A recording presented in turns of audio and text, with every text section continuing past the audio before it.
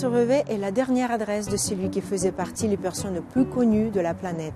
Charlie Chaplin a vécu pendant un quart de siècle en Suisse. C'est là qu'il avait trouvé refuge quand il fuyait le macartisme, le FBI, les journalistes américains.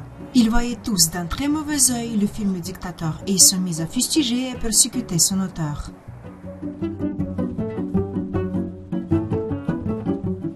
Charlie Chaplin est décédé le 25 décembre 1977, il y a maintenant 45 ans. Mais le film de cet acteur de génie, Le Dictateur, reste encore aujourd'hui d'actualité.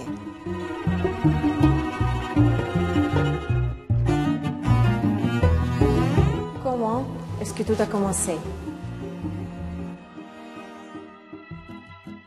Deux enfants sont venus au monde le même mois de la même année, avec seulement quelques jours de différence entre eux.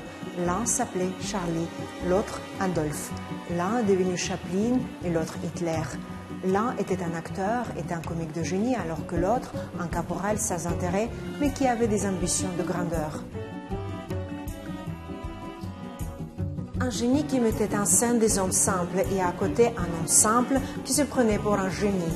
Pendant des années, ils suivaient l'actualité l'un de l'autre, nous expliquait Félix Krivine dans un de ses livres. C'est un écrivain né à Mariupol, ville aujourd'hui détruite suite à l'agression militaire russe en Ukraine. Qu'est-ce que vous sentez quand vous voyez l'image qui provient de l'Ukraine aujourd'hui? Je parle en général, je trouve que c'est la bêtise humaine. Quand il y a un dictateur dans un pays, 90% chance sur 100, c'est qu'il amène la guerre. On n'entend pas tellement parler d'un dictateur qui amène la paix.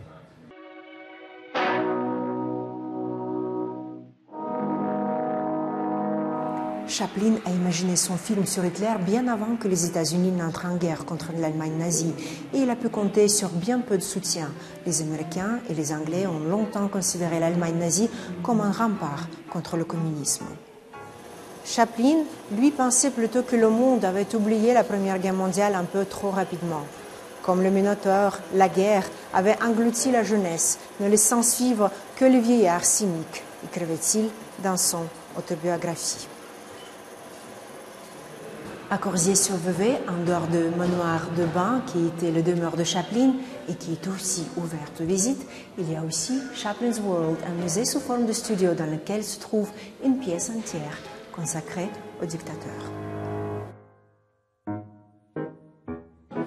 L'idée d'une comédie sur Hitler est née en 1937, soit 2 ans avant le début de la Seconde Guerre mondiale.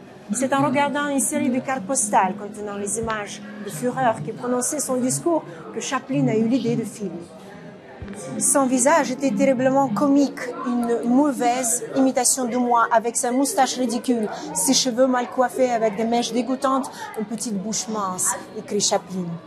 Chaplin n'arrivait pas à prendre Hitler au sérieux. En ce qui concerne le salut hitlérien, avec la main levée au ciel, ça donnait envie à Chaplin de poser dessus un plateau plein de vaisselle sale. C'est un fou, pensait Chaplin.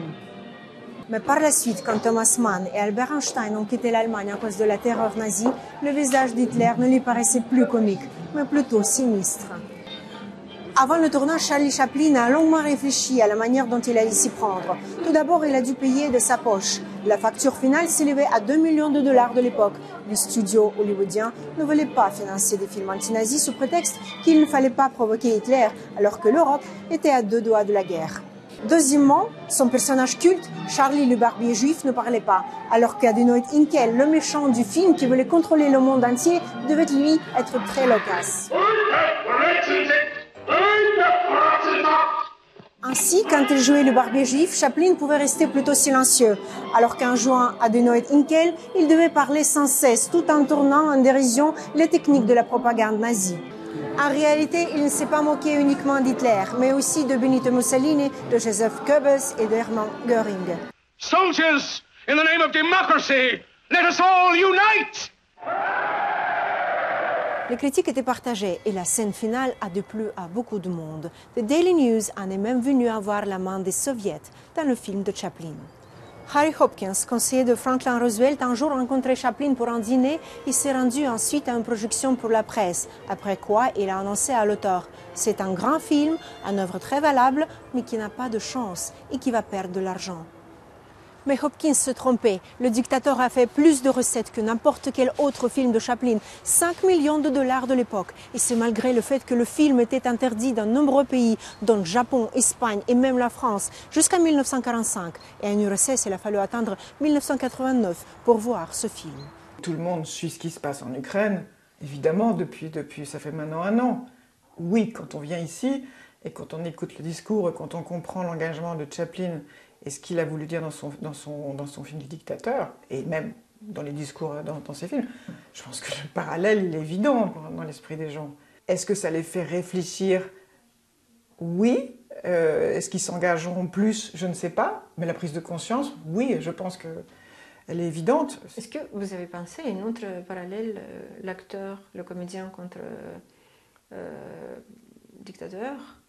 Que Zelensky aussi était un comédien. Zelensky, dans sa manière d'être, dans sa manière dont il s'exprime, etc., et qui il est, c'est un homme de cinéma. C'est un homme qui sait aussi utiliser les outils médiatiques. Je pense que c'est une nouvelle manière de passer le message qui est tout à fait innovante. Ce qui était important pour Chaplin dans les années 40, c'est de prendre la parole et exprimer son opinion. Il considérait que c'était son devoir de protester et d'être entendu. Chaplin a néanmoins dit à plusieurs reprises après la guerre qu'il n'aurait jamais fait ce film s'il avait su toute l'horreur des camps de concentration. Certaines sources affirment qu'Adolf Hitler avait vu le film, malgré son interdiction pour le public en Allemagne. Selon Reinhard Spitzi, conseiller de la SS, Hitler avait commandé une copie du dictateur pour la visionner seul. Quand Chaplin l'a su, il a précisé « J'aurais donné n'importe quoi pour savoir ce qu'il a pensé du film ».